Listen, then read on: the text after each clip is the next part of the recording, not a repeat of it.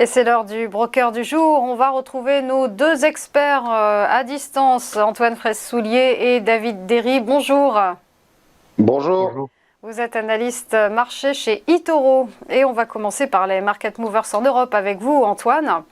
Commençons par évoquer le CAC 40, la côte parisienne qui a retrouvé des signaux positifs et qui a poursuivi son rebond. Une bonne perf hebdomadaire, plus 3,6%, même si ce matin, l'indice parisien est en baisse.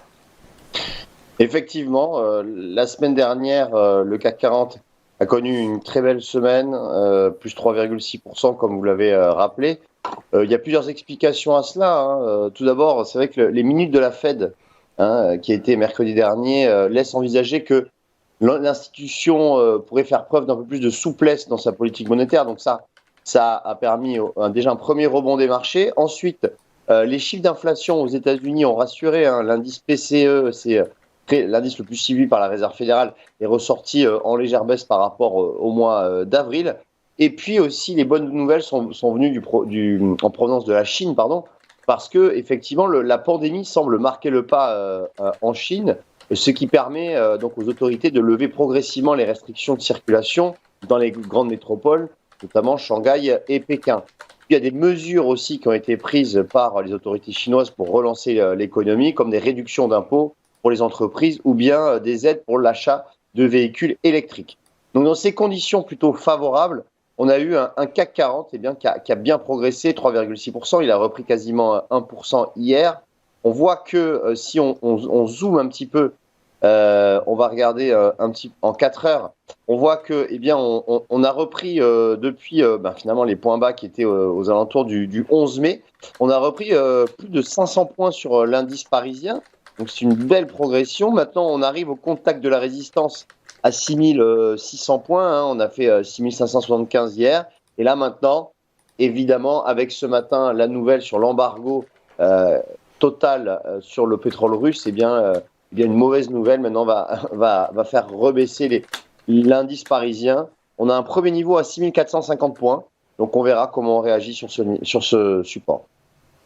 Concentrons-nous à présent sur le secteur du luxe. On l'a bien vu, des valeurs comme LVMH ou Kering ont tiré le CAC vers le haut hier avec des progressions monumentales. Oui, effectivement, on a... alors attendez une petite seconde parce que là je n'arrive pas à retrouver... Oui, voilà.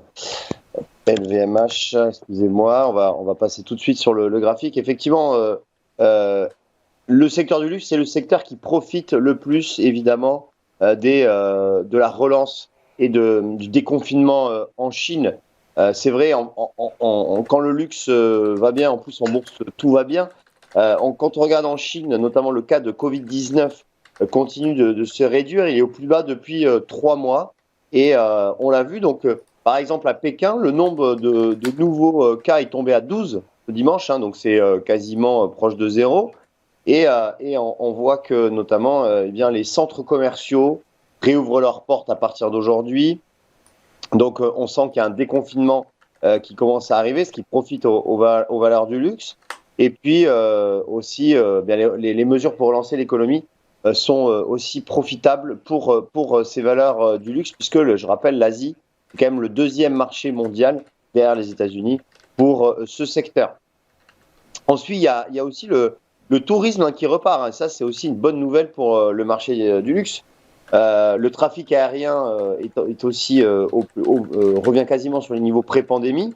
Et il y a un facteur aussi qu'il ne faut pas négliger, c'est bien sûr la faiblesse de l'euro, puisque face au dollar, par exemple, puisque l'euro est quasiment à la parité face au dollar. Donc le pouvoir d'achat augmente pour les touristes, si je puis dire, et notamment les Américains qui sont les premiers consommateurs du luxe à Paris. Alors, maintenant, quand on regarde un petit peu les valeurs qui en profitent, on a classiquement LVMH, bien évidemment, première capitalisation en Europe. Et LVMH, donc, quand on regarde le graphique, a connu un très beau rebond sur ses supports aux alentours des 540 euros. On est revenu taper la résistance à 610. Ce matin, ça repart un petit peu à la baisse, mais on a eu une hausse de quasiment 7%. Il y a également Hermès qui, elle, a pris plus de 10% avant la baisse d'aujourd'hui. Donc on voit qu'on a eu une très belle progression d'Hermès également, avec également un double appui sur le support à 1000 euros, qui est également un niveau psychologique. Et on pourrait regarder également Kering, maison mère de Gucci, Kering qui, elle aussi, a très très bien rebondi. C'est celle qui a le plus rebondi d'ailleurs, plus de 12% depuis ses points bas. Donc on voit que ces valeurs du luxe ont connu un très beau rebond cette semaine. Bon, aujourd'hui, on pourrait avoir une prise de bénéfice sur ces valeurs, mais à moyen terme, ce secteur pourrait bénéficier effectivement de la reprise du tourisme, des déconfinements en Chine et d'un euro assez faible.